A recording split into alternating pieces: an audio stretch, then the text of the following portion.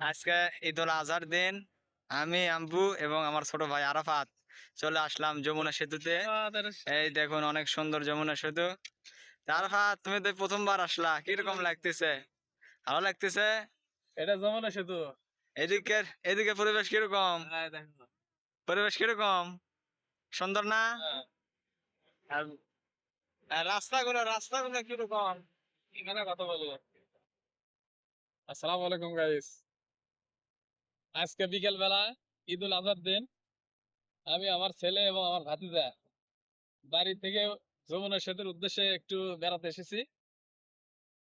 আমরাও বেড়াচ্ছি এবং আপনাকে দেখাচ্ছি, দেখেন যমুনা সেতু কত সুন্দর।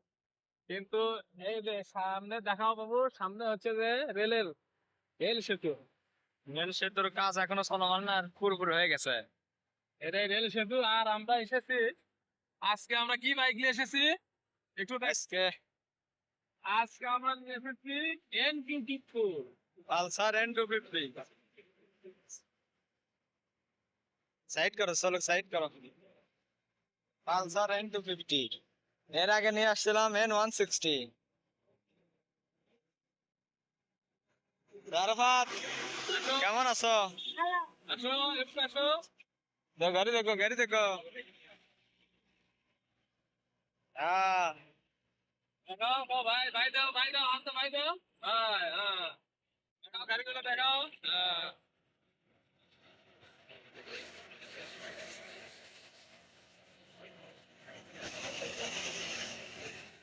অনেক সুন্দর একটা জায়গা। তো আরাফাতে প্রথম আসলো, আরাফাতের সেতু, যমুনা সেতু এটা। সাইড হও, সাইড হও, Side হও, সাইড হও। আমাকে তো দেখায়। আমাকে দেখান লাগবে না, দেখ এরকম থাক। আরাফাত এখানে তুলে দাও, আরাফাত। আরাফাত দেখো কিরকম লাগতেছে? ভালো লাগতেছে? তোমার আব্বু আম্মুকে দেখাবো এই ভিডিও। আচ্ছা, তো তুমি আজকে কোথায় এসেছো? ওটা কি? যমুনা সেতু। রেলের। হ্যাঁ, রাস্তা দেখাও, মুখানে দেখাও। আর ভাতিজা মুখ চোখ শুকে গেছো। হ্যাঁ। আচ্ছা, স্মৃতি হিসেবে এই ভিডিওটা থেকে যাবে ইনশাল্লাহ। তাহলে আব্বু ওই পার থেকে ঘুরে আসবো আবার। ঘুরে আসে, ইনশাআল্লাহ। এইভাবে এখানে দেরি করা অতটা সুবিধাজনক মনে হচ্ছে না, একটু রিস্কের বিষয়। এখন তাহলে আমরা ওইদিকে চলে যাই, আমরা চলে যাবো টাঙ্গাইল জেলার ওই। ওইদিকে ওই সাইডে। তাহলে চলুন চলো। যাওয়া যাক। ধরো ধরো চলুক, ধরো। হ্যাঁ, পাশে দিয়ে ও গাড়ি মাঝে। হ্যাঁ, হ্যাঁ। তো ইয়া তেল কটে তুমি মতে আনা আবে ও না পাই। হ্যাঁ। তেলের কয় টাকা দেবো ক? কটে তুমি খাও। কত? 150 150 টাকা দেবো। তোমাকে যে আমি টাকাই দেন 150, তে সব তেল দিয়ে দিবা কিসে? আল্লাহ আমার কাছে এখন হচ্ছে যে দেখি ভালো করে কত মুখ তোরে না ইয়া দেখি 150 দিবা বুঝি। আমার দিছে আমার বাপ 100, তাহলে কত হলো? 250 টাকা হলো। আর আপনি 100 টাকা দিলে 60 টাকা 400 টাকা তেল দিলে আর আজ তো 150 লিয়ে না 100। না। আচ্ছা, আমি 200 দেবো। আমি 100 দেবো। আমি 200।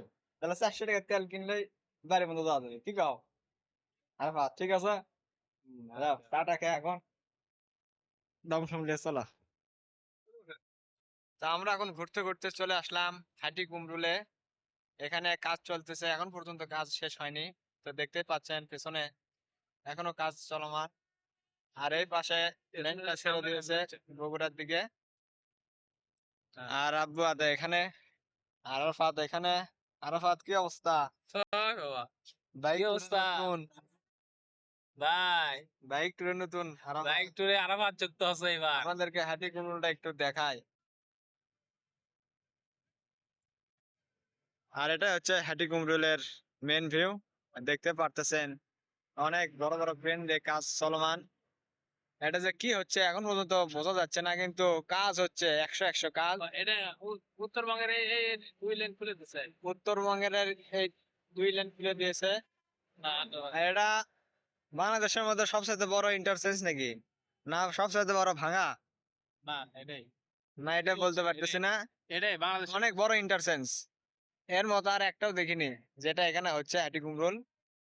তা আপনারা আসবেন, এসে একটু দেখে যাবেন, অনেক সুন্দর। এমন দেখা আর আমাদের একটু ছবি ভিডিও করে আরাফাত যাও, দূরে যাও, সব বছর যাও, তুমি তো নতুন। সিরাজগঞ্জ আজিমগঞ্জ আন্ডারপাসের উপর আমরা এখন আর এই সাইড থেকে একটু ভিউ নিই তোমাদের। হ্যাঁ, সুন্দর একটা পিকচার তুলি, তাকাও এই সাইডে আসে। হ্যাঁ, গাড়ি যান, বাইক যান, আর যাও, বাইক যান দেখা যায়, এক গাড়ি সমস্যা নাই।